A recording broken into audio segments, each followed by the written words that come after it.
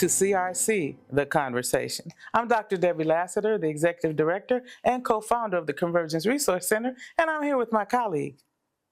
Hi, I'm Carla McKeever. I'm also co-founder and CFO for Convergence Resource Center, and welcome back. So Carla, what are we going to talk about today? Today we're going to talk about, it's called Walk to Win. So we're going to talk about that a little bit. And also we're going to talk about trafficking in prison. Right? Oh yeah. New stuff. It won't be new to some folks, but to others it will be. So, what caught your eye this week? I know I always act like I don't know, but you can't help someone who doesn't want help. Ooh, that is really, really big. Really deep, but so true. You can't help anyone that doesn't want help. You can give them all, you could give them money, you could do all the things. Mm-hmm. But if they don't want help, if they truly don't, it's on them to be able to turn whatever it is around. Yes. So a lot of times we enable people by giving and doing and trying, and well, I'm gonna try this time, I'll try this, the next time this didn't work. But you can't help anybody that doesn't want help. And how much we spend ourselves, not financially, but emotionally, mentally, even physically, to help people who really are not ready to be helped. Some of them truly don't want help. I can remember a friend of mine was, trying to give somebody they had a sign up, we'll work for food. And she had a business. So she rolled down her window and, here, give me a call, I'll give you a job. He said, I don't want no job. Right? I don't know if that's ever happened to you, but I've seen it and I was like, what? Yeah, but we overextend ourselves many times, like you said, to help people who really don't want any help at the moment. At the moment, and right. It may change, but at the moment they don't. I think the thing that has really been on my mind a lot is forgiveness. And someone used to say to me all this time, when you don't forgive a person, they live in your head rent free. And every time they said it, I was like, how is that the way? But it really is that, when they walk into a room, your whole mindset and thought and everything might change. But for them, they're just walking into a room. Right. So when you don't forgive, forgiveness is not an emotion. Forgiveness is a choice. And we think that forgiveness, I gotta feel some kind of way about you to forgive you. No, it is a choice. I choose to forgive you. My emotions and my feelings and everything may catch up later, but I'm choosing to forgive you so you don't get to live in my head rent free. So that's something that kind of, comes back to me from time to time and helps me. Because when somebody does something, I can choose to forgive and just keep it moving. Okay. Yeah. So, walk to win. What is that, Carla? That is actually a 3-mile walk that we will be doing, and I'm trying to remember the date. Ooh, it's on one of our little cards. Okay. But I know that the weather will be great. Yes, because last year it was not great. But this year we did it more towards the summer so that it will be great. And it's just a quick 3-mile walk, just doing a little awareness for trafficking, human trafficking, and a time for us to meet new people. Yes. And walk with new people. Yes. And it's a great location. It's a great location. I believe it's around a park. And it's going to be very enjoyable. It will. You get a nice little T-shirt when you register while supplies last. And it is important. I know people get tired of these events, but it is important to continue to raise awareness about human trafficking. It has been allowed to exist for so long because we simply turn our heads and we simply don't pay attention to what's going on around us. But it is still very prevalent, which really kind of brings us up to our next topic, which most people thought never existed, but that is actually human trafficking while you're in prison, right? You're right. And I know the first thought people are going to think is they're going to go right to the sex, right? Not necessarily, folks. Human trafficking in prison labor is a big business. Big business. Most people assume that the 13th Amendment to the U.S. Constitution wholly abolished legal slavery, right? But The reality, however, is that the 13th Amendment contained one important exception: prison labor. Now, you see all the commercials where they're out there building railroads and the little movies, right, where they're, breaking up chain gangs and all this kind of stuff. But it's going on right now today. In the United States, labor trafficking is defined as the recruitment, harboring, transportation, provision, or obtaining of a person for labor or services through the use of force, fraud, or coercion for the purpose of subjection to involuntary servitude, peonage, debt bondage, or slavery. Prison labor fits that description.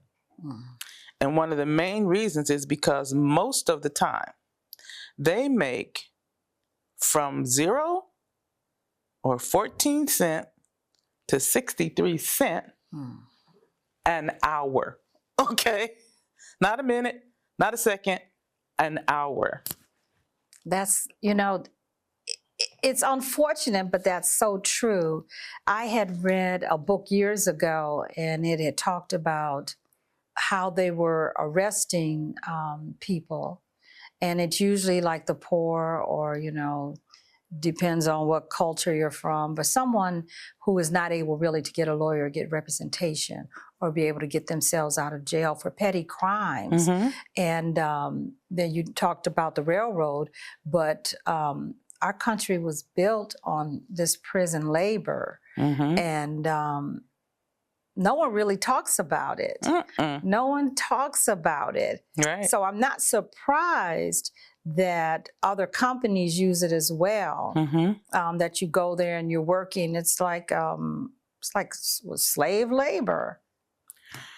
You know what? I was surprised to find out, and many people may know this already, but it was news to me when I discovered that a lot of the prisons in the country are not owned by the state. They are a private enterprise owned by a corporation or company that has nothing to do with prisons other than building them so that people can be put in them, and those people benefit from the labor that those people do. Not just the labor of taking care of the prison, washing the dishes and things like that. When you drive up and down some of these freeways and you're going to these restaurants and hotels, the people waiting on you are people that are from prison, right? The prison is getting paid the full wage of their labor, and they're getting paid 14 to 63 cents an hour. Which is not nearly enough for whenever or if they come out. You know how you get the money that you work for. It's nothing that you can even live off of. I mean, how many of you are just beating down the door to get a job that pays you 63 cents an hour? But that is what is happening. And that is happening in a lot of places in this country, and people aren't talking about it. Nobody's talking about it because it makes money. The amount of money it takes for a person to be put in prison and survive in prison, just to be taken care of with no mental health issues. For some time ago, it was like $22,000 a year. Okay, well, the money to take care of them, all right, and all that comes out of that money that other company is making. The prison is being paid for them being there, right? Your taxes are being used to pay part for them being there. But that person that's in there, now I know some people probably have this thought, they're in prison for a reason. Yeah, most of the time. But have you ever thought about the ones that are in there that were actually innocent? Yeah. Let's just think about that for a minute. But even then, often it was said that if people are treated like animals, they will act like animals. Now I know there are some really, really brutal people in prison. And I know that they're in prison for a reason, but some of them are going to get out. And if you treated them like an animal while they were in prison, what do you think is going to happen when they get out here walking around us? Yeah, and it's easy to say, well, you need to come back and you need to get acclimated to the community and fit in. You know, we need you to blend in and fit in. I can't fit in. I can't blend in. First off, I don't have the funds to be able to do that. That's right. So I'm most likely going to go back to doing whatever I was doing before to survive. Because right now, the only skills that I had are the skills that you all washing the laundry because now you don't have to hire an outside company to come do the laundry, or cleaning. You know, it's the people in prison that do all of that. Now here, let me shock you a little bit, because the second part of this, incarcerated labor people being trafficked for labor, the kinds of jobs that they're doing or being farmed out to do. Watch this: manufacturing, furniture building, agriculture, making license plates or signs, right? Making uniforms and apparel. Most of the products that they make or that they're making for these outside companies, those other companies are getting that money. And some of it the government is getting out. This is something that will make you think twice. I mean, we always think 2 or 3 times about it now. But there are some prisons where those sales calls you're getting on the phone are coming from inside a prison institution. Wow. That telemarketing is not just the little guy down the street. This could be an inmate making this call. And this was covered on Dateline and 2020, all of these, these inmates are making phone calls to your home, and they have all your information right there in front of them. Now, we can say what we want to say, right? Some places, you and me couldn't get a job, but they'll get that job, and that labor is being farmed out. And that is trafficking while you're still in prison. And it never ceases to amaze me how easy that all of your information can be had. Oh, please. It's like, I know some people say, well, I'm not going to sign up for anything. They already know your information. They already know who you are. You know, they even have, I think, face recognition now, where they can match you back up to another picture and figure out who you are. But this, I never even thought that we would be talking about trafficking in prison. It really is sad. It hurts my heart to even think of you doing all the work for someone else and for the prison, which is making the money, because it's a for-profit industry. Well, watch this. There's a program called the Prison Industry Enhancement Certification Program, right? And through that program, inmates are used by private companies and state governments to work for companies like Whole Foods, Victoria's Secret, Walmart, Microsoft, and Starbucks. Now here's one of the scary parts about that. They will use them for labor while they're in prison. But when they get out of prison, they could not go to those companies and get a job. Because they usually don't hire if you have a record, right? Okay. Is anybody else seeing something wrong with this picture? It's I'm seeing something wrong with this picture, Definitely. right? And there are other ways that prison labor is being used through GEO groups and Core Civic, right? But 2 of the largest companies, and there's actually been a lawsuit for more than 62,000 complaints have joined in a class action suit against this. How many? 62,000 complainants. Wow. So, you know, you always talk about, I love to hear this when people want to complain about why you shouldn't buy certain products, right? And you shouldn't use certain things. Do you know that everybody that has a cell phone, there's a mineral used in your cell phone, a material used in your cell phone, and every cell phone needs it to work, and it's only produced in countries where they have slave labor. So we are purchasing it from them because it's the only place you can get it. And it is in our cell phone. So all of us that have a cell phone are contributing to labor trafficking. Wow. So it almost, from what I'm hearing, it's almost like you can't get around it. You can't. So we sit up on our high and mighty horses and say, you shouldn't buy from them, and you shouldn't buy from them. You better think about it. because we all are. We're all a part of it. We all are. Right. So we need to think about it as a way to treat people better like human beings, right? And stop being so hypocritical with what we do. Yeah. We're not going to make no friends with this one, Carla. No. I don't think, right? Not within Let's get to the encouragement piece. Yeah. The encouragement piece, Yeah, so, right? not with, this is a tough one because I had read on this and I knew this before we even started it. Mm-hmm. And these are, I think we're not really going in depth like we could with some of these subjects. Mm-hmm. I think we're just really touching the surface Mm-hmm. of some of the subjects that we're speaking on. Mm-hmm.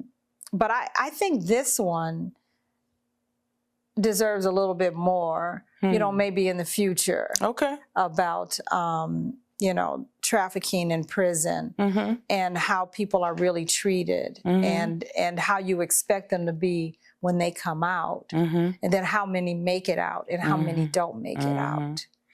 Yeah. Because a lot of things happen inside too, where the frustration and you catch more cases, you catch more charges. Yeah, you do. You can. And you end up being in there for a petty theft because they do arrest you sometimes and give you strict, what is it, like a probation or something or you'll like be that, in prison for, I just stole a penny candy. Yeah, and you end up with a sentence that should have been for something else. Right, that should have been for something else. Yeah. And that can always go left. But I think we were headed towards the encouragement. Yeah. So I just encourage, my encouragement for today is, I know sometimes life seems tough, and even when we're talking about how life is, even with this prison trafficking, is that, stay strong and continue to realize that even though we're talking about things that are tough, it's okay. It's okay to talk about them. It is. We don't have to stay there, and we can always look forward and make things better. And I know that this topic, there are some people saying, well, what about this that goes on in prison and that goes on in prison? And I'm glad you mentioned it. We're not trying to solve the world's problems in 15, 20 minutes. We're just kind of raising your awareness to some things that are going on. But in way of encouragement, this is a quote by Nelson Mandela. And it says, the greatest glory in living lives, not in never failing, but in rising every time we fall. So it isn't just living, right? It's when we fall, get back up. And a lot of times when people have gone to prison, they fail. Something happened, right? But they can get out and try again, just like you can. No matter what's going on in your life, you can always get up and try again. So we want you to keep that in mind. So Carla, how can they stay connected? Well, you can stay connected by actually subscribing to our newsletter, which is at www.convergenceresource.org.